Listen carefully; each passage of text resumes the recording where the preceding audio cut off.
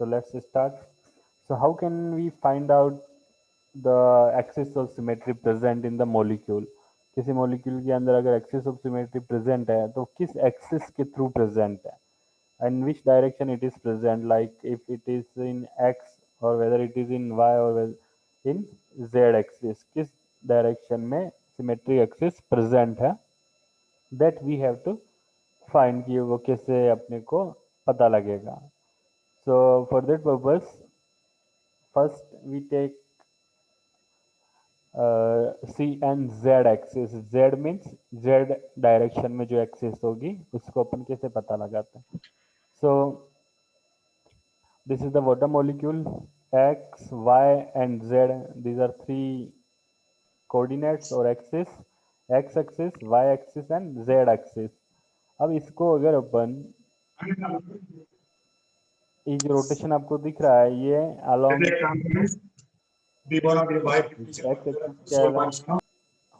X axis के along rotation हो रहा है इस मॉलिक्यूल में. आप देखोगे this is the water molecule and it is rotated through X axis. तो अपने को क्या मिलेगा एक्स एक्सिस में, अपने लास्ट लेक्चर में देखा था एंड डिस्कस किया था कि when we rotate a molecule through X axis then there is up and down condition. Means ऊपर वाला एटम्स जो होते हैं वो नीचे आ जाते हैं, नीचे वाले एटम्स हो जाते हैं ऊपर. So if this is the water molecule and if we rotate this molecule through x-axis, then and with 180 degree rotational angle, then we will see that this molecule looks like this. ये molecule जो है water का, क्योंकि इसमें up and down वाला system लगेगा because x-axis के through rotation हो रहा है. तो डाउन में क्या है, दोनों एटम है, ये दोनों ऊपर चले जाएंगे, लेकिन अप में कोई एटम नहीं है तो कोई नीचे आएगा ही नहीं. सो दोनों structures, if you see the both the structure carefully, then you can see that both structures are not equivalent. दोनों स्ट्रक्चर क्या आपस में इक्विवेलेंट नहीं है. वाई? बिकॉज दोनों स्ट्रक्चर्स आपको एक जैसे नहीं दिख रहे हैं. इसमें हाइड्रोजन नीचे है लेकिन इसमें हाइड्रोजन ऊपर है, यानी कि it is just revert image. इसकी जो इमेज बन रही है वो उल्टी इमेज बन रही है. सो that's why these are not equivalent structures. So what can we say? We can say that these structures are not equivalent. That's why इसमें C2X axis present नहीं होगी. C2X, ये थोड़ा आप ध्यान से समझ लेना. C2X एक्सिस प्रेजेंट नहीं होगी. क्यों? क्योंकि X एक्सिस के थ्रू अगर रोटेट करवाते हैं इस मॉलिक्यूल को तो 180 डिग्री रोटेशन से, तो अपने को equivalent structures we are not getting. That's why this is not C2X axis. Now if we rotate this molecule again through y axis now, so y axis में क्या होता है कि डायगोनल चेंज आते हैं, मतलब हाइड्रोजन इधर चला जाएगा ऊपर की side. So if we see the molecule after rotation then it looks like this. ये मॉलिक्यूल कैसा हो जाएगा? ऐसा हो जाएगा. सो ये दोनों स्ट्रक्चर्स भी आप देख सकते हो कि both are not equivalent because दोनों एक जैसे दिख ही नहीं रहे हैं, दोनों अलग अलग ही दिख रहे हैं. ये सीधा दिख रहा है, ये थोड़ा टेढ़ा दिख रहा है. That's why these are not equivalent structures. That's why we can not say that it is axis of symmetry, this y, C2y. So there is no equivalent orientation and that's why there is no C2y axis as symmetry axis. Okay, now if we rotate this molecule through z axis, z axis के through अगर rotate करते हैं अपन इस molecule को, so after rotation this molecule looks like this.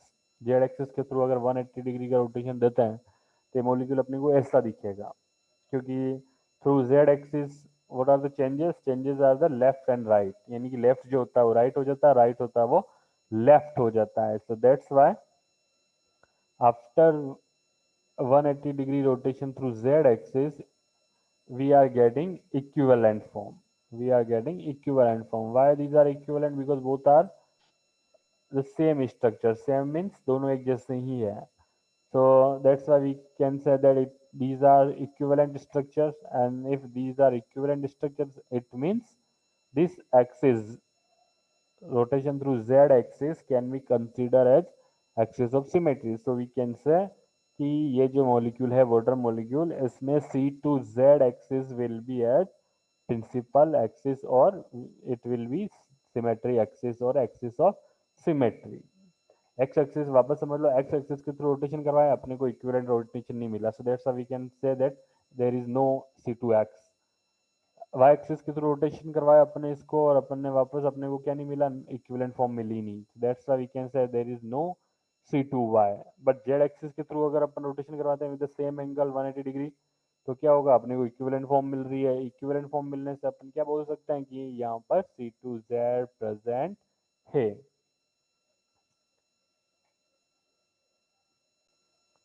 Okay, सो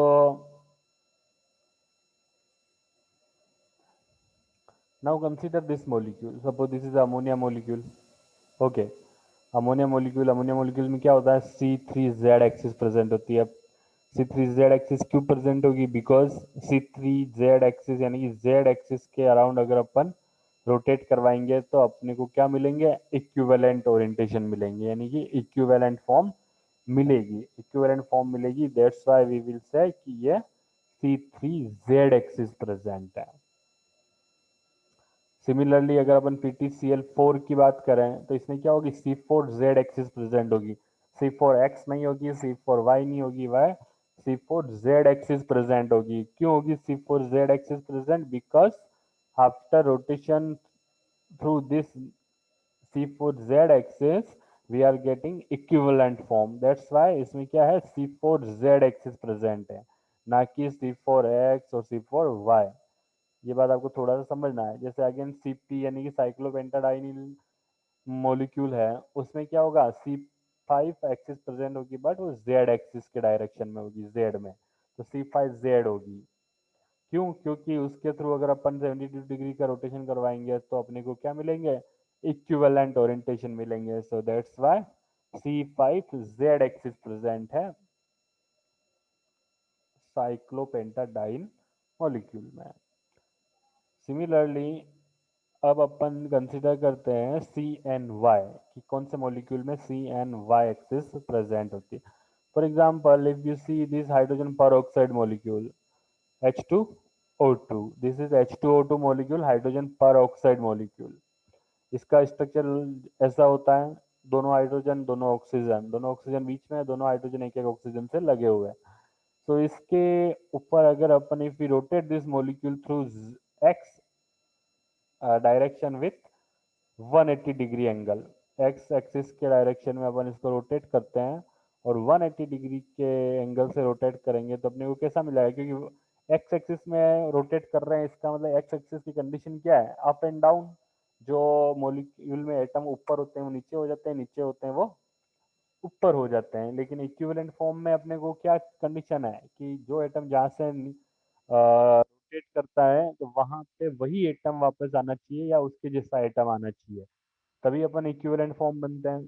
यानी कि अब इस मॉलिक्यूल को इस रोटेट करवा रहे हैं अपन 180 डिग्री से C2X डायरेक्शन में, यानी कि ये जो दो ऑक्सीजन है, ऑक्सीजन ANHB, ये कहाँ चले जाएंगे, ऊपर चले जाएंगे, just like this.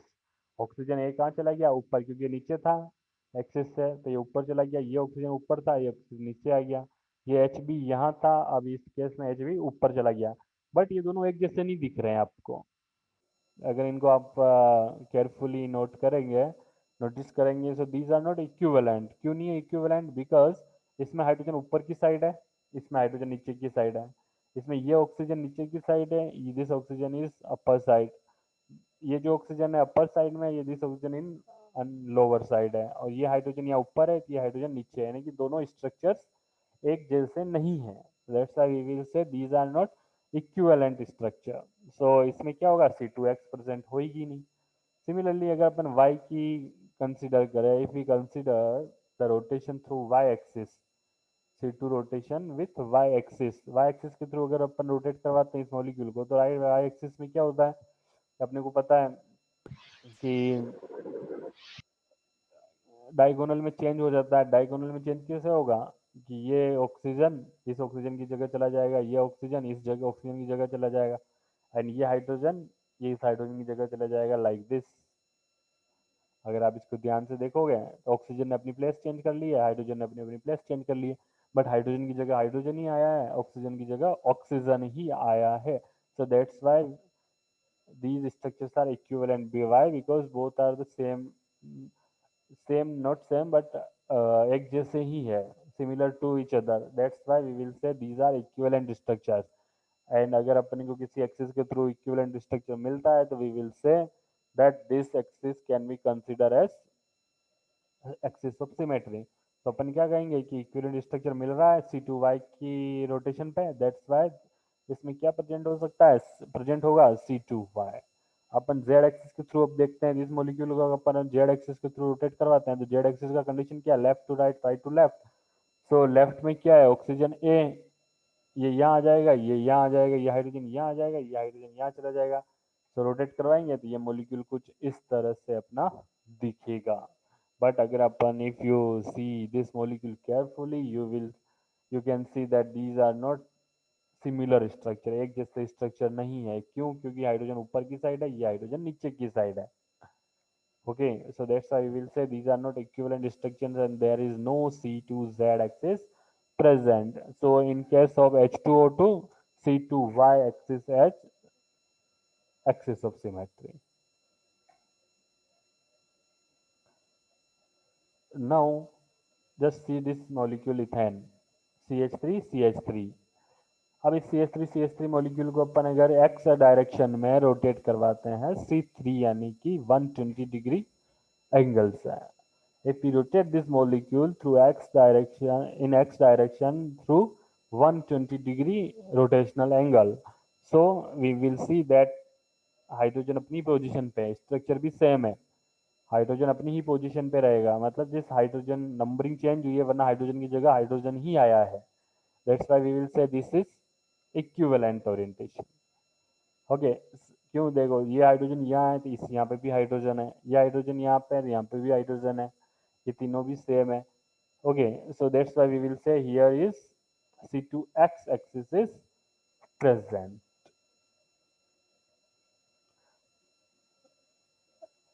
Now this is another example of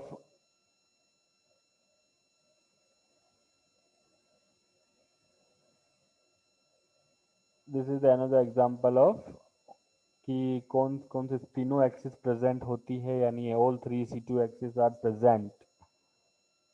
Means C2X is also present, C2Y is also present, C2Z is also present. So this is the ethene molecule CH2 double bond CH. अगर अपने किसको if we rotate this molecule through x axis तो क्या होगा, up and down, तो hydrogen नीचे चला जाएगा, ये हाइड्रोजन ऊपर, तो structure will remain same. That's why C2X axis is present. If we rotate this molecule through y axis, then this hydrogen will uh, replace this hydrogen and this hydrogen will replace this hydrogen, or this hydrogen will replace this hydrogen. So that's why in C2Y axis it gives equivalent orientation. That's why we can also consider C2Y axis as the axis of symmetry. Similarly in z direction, if we consider this rotation through z direction or z axis, then left and right concept लगेगा इसमें, तो ये दोनों hydrogen इस side चले जाएंगे, ये दोनों हाइड्रोजन इस साइड चले जाएंगे. So we will again we will get equivalent orientation, and that's why we can say this in ethene molecule there are all three C2 axes present.